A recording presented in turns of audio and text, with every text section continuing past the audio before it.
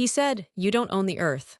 So I made sure the entire neighborhood would remember him, not as Rick the grill master, but Rick, the dog crap guy. All it took was a bucket, glitter, and some passive-aggressive poetry. If you've ever had a neighbor who made your life miserable and thought they could get away with it, this story's for you.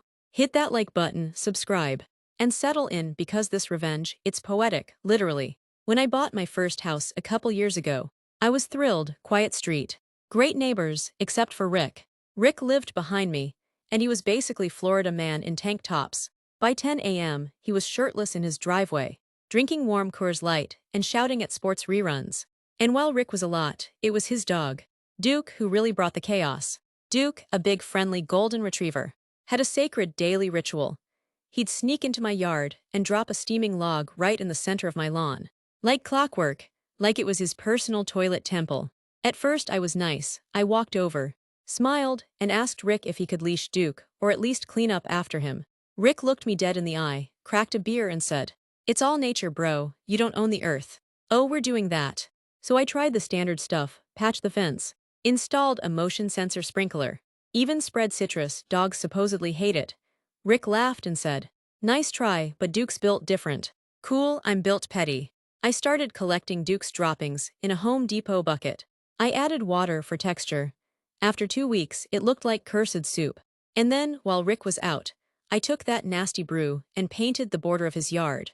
Around the deck, around the fire pit, a literal ring of stink. That afternoon, Rick stepped outside, sniffed the air and gagged. "What the hell is that smell?" I sipped my coffee and smiled. "Smells like nature, bro." But I wasn't done. We had a neighborhood Facebook group, so I started posting lost dog poop alerts every time Duke struck. Found, steaming hot dog present near my mailbox. Please collect before it fossilizes. Thanks. And then, I made signs. Tiny do not poop here signs. Popsicle sticks, glitter googly eyes, each one a haiku.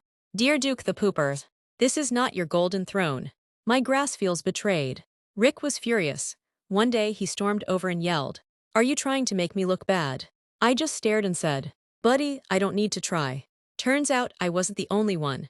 Neighbors started sharing their own Duke dump stories. The tide turned fast.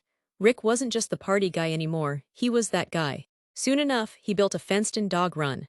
Started walking Duke on a leash. I even saw him, shockingly picking up poop, with a bag. The balance had been restored. And me, I still make those little haiku signs.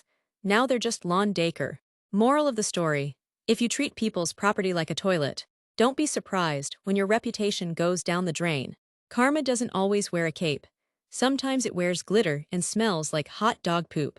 If that revenge gave you life, hit that like button and subscribe. And drop a comment, what's the pettiest, most satisfying revenge you've ever pulled off? Let's swap stories.